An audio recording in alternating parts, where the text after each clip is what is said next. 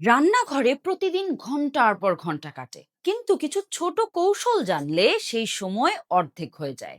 আজকে আমি এমন 7টা রান্নাঘরের হ্যাক বলবো, যেগুলো জানলে রান্না হবে দ্রুত, সহজ আর ঝামেলা মুক্ত। প্রথমটা হলো, পেঁয়াজ কাটার আগে ফ্রিজে 15 মিনিট রাখুন। ঠান্ডা পেঁয়াজ কাটলে চোখ জ্বালা করে না। সহজ, কিন্তু অনেকেই জানেন না। দ্বিতীয়টা হলো, রসুনের খোসা ছাড়াতে চাইলে একটা বাটির নিচে চাপ দিয়ে ঘষুন। 30 সেকেন্ডসেই খোসা আলাদা হয়ে যাবে। একটা একটা করে ছাড়াতে হবে না।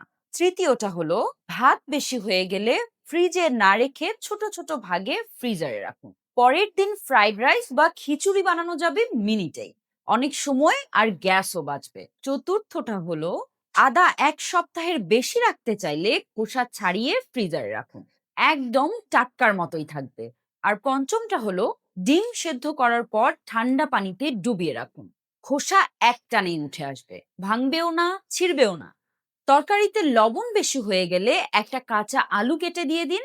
আলু অতিরিক্ত লবণ টেনে নেয়, রান্নাও নষ্ট হবে না।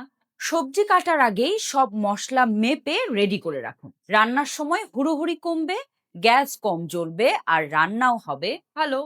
ছোট ছোট অভ্যাসই রান্নাঘরকে করে স্মার্ট।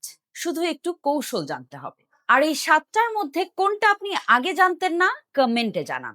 এমন সব হেল্পফুল ভিডিও পেতে ফলো করুন পপ হ্যাক্স।